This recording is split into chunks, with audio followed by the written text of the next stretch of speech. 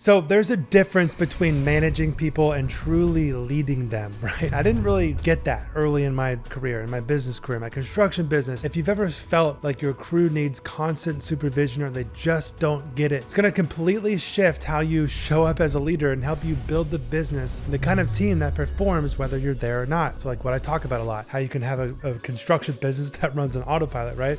But don't think it's all about hiring the right people, right? That is important to have A players, but even with the best people on your crew, your business can still feel stuck, right? Like it's stuck in chaos because you're still answering every single question, you're still solving every single problem, and you're holding everything together with duct tape and willpower, right? I know because I used to be there. And by the way, if you're new here and you don't know who I am, my name is Jesse Lane and I help general contractors all across the world automate their construction businesses by helping them, my team and I, put in the systems and the processes into your business and help you find A players and help you write all your SOPs. And we bring you templates and resources. I mean, work with you to implement this for your specific business. If you want to know more about that, then click jesselane.com, click the little link in the comment or the description and apply for coaching and we'll see you inside. But in this video, I want to walk you through the mindset upgrade that helps me build a stronger, more reliable team and ultimately gave me the freedom that I was chasing from the start. I was grinding harder than ever, but my team wasn't growing like I needed them to, right? And the company felt like it was still all on my shoulders. It was all still running on my back. If I wasn't around to push things forward, nothing moved forward. But then I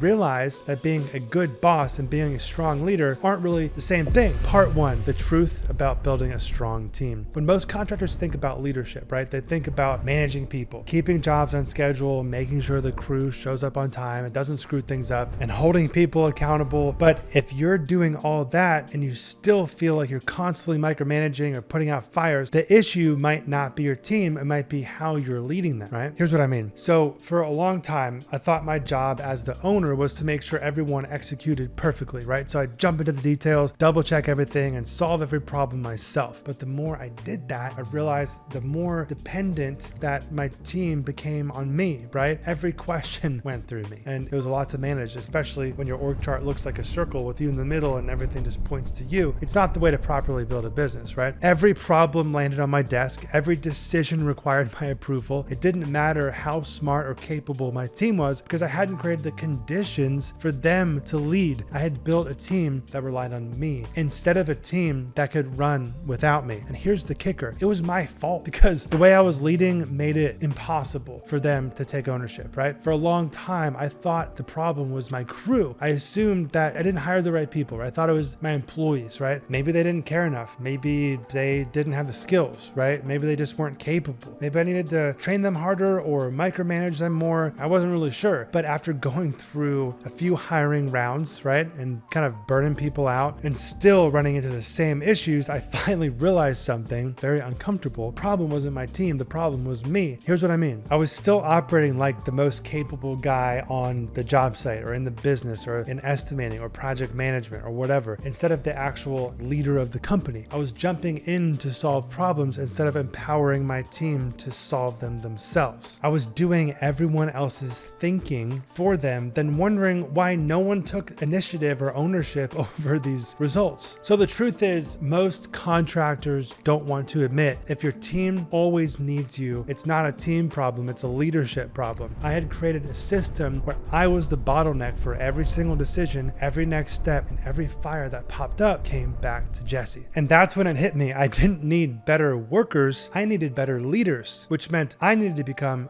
even exponential better leader to lead leaders, right? So here's part 2, shifting from taskmaster / boss to coach. When you're always the one stepping in, you're actually getting in the way of your team's growth, right? Micromanaging feels like control, but it's really a lack of trust, right? It signals to your team that you don't believe that they can handle it. And that shift from being the one with all the answers to being the one that's asking the right questions changed everything for me, right? Great leaders don't create followers, they create more leaders. You guessed it. So instead of telling people what to do, I started asking, what do you think the next best step is? Maybe present me 3 options and you pick the best one and present that as the one that you would like to go with, right? How would you handle this if I wasn't around? What's your plan for resolving that issue? These types of questions force them to think like an owner. They force ownership over that specific result. They make your team step into decision-making mode instead of constantly deferring up the chain, right? And they're not thinking, they're just asking you to do all the work. It's not your job to do all the thinking as the CEO. Now, this doesn't mean I became hands off right away. It means I stopped becoming a firefighter and started being a coach. And coaches don't just give instructions, they develop. They pull the best out of their team by setting clear expectations, giving feedback, and creating space for ownership. I gave my team room to stretch, but I also gave them a framework to succeed. That's what I always talk about with these systems and everything. That's why systems still matter, but they aren't the only answer, right? You have to have this leadership mentality as well. Because at the end of the day, systems don't build culture, leadership does. By the way, if you're enjoying this video, leave a little thumbs up, click that down there, leave a little comment. It would mean the world to me to help the YouTube algorithm grow this channel. So thanks for being here, by the way. Appreciate you. Part 3, clear roles create confidence. I think one of the biggest leadership lessons I've learned is this: unclear expectations lead to underperformance and frustration on both sides. I used to assume that people would just figure it out the same way that I figured it out, right? And that if they were good, they'd naturally figure out what to do. But the truth is that guessing leads to mistakes, and it has to be put into a system. So I made it a priority to get clear on 3 things with every team member: what success looks like in their role, how we measure that success, and what the priorities are week to week. Now, this doesn't mean writing a 10-page job description, holding someone's hand all day, or,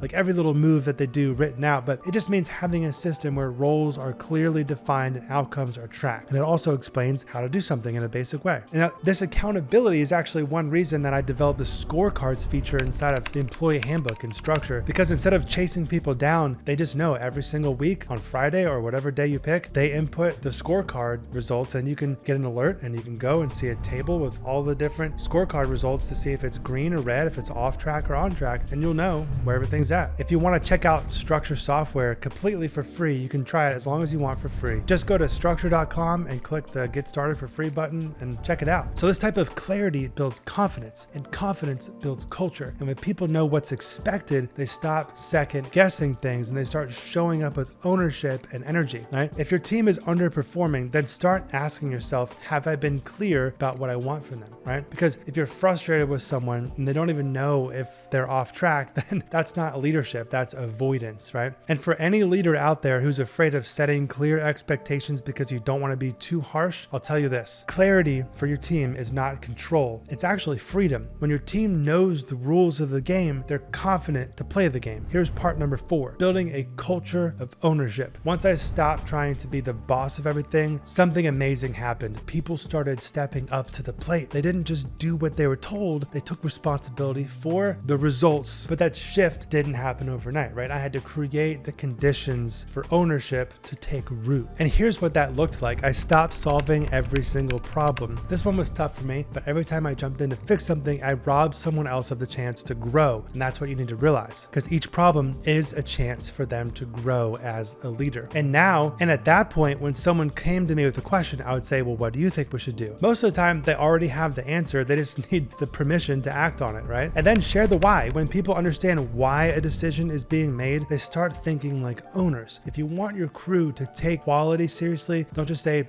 do it better. Explain the rework costs of $20,000 and delays in the next job by 3 days. Give them these clear reasons. Make the impact of their decisions and their quality work visible to them, and people will start thinking beyond the work that's just right there in front of them. They'll start thinking of the end result. And then reward initiative when someone goes above and beyond. Call it out in front of the team. Team meetings are a great opportunity to highlight their wins. Recognize those who are taking ownership, solving problems, or helping another team or crew member. I really think that public recognition can go a really long way, because this starts creating like a ripple effect, right? It shows the rest of the team that ownership is what gets noticed. It's what you love to see as a CEO, not just doing the bare minimum or becoming just another worker. You reward ownership and people taking leadership of results. Part 5 is the real job of a leader. And I want to kind of bring this all together, right? Your job as a leader isn't to do everything like I've covered. It's not to micromanage or constantly be in the middle of things and be there to keep things moving. Your job is to generate a clear vision, to build systems that people support, and to develop people who can carry it out. And that's the leadership shift that changed everything for me, right? Realizing my job wasn't to solve every problem myself, but to build a team who could operate without me and become leaders themselves. Once I let go of being the guy who had to fix everything and shifted into the role of a true leader, my business started to grow exponentially much more fast and with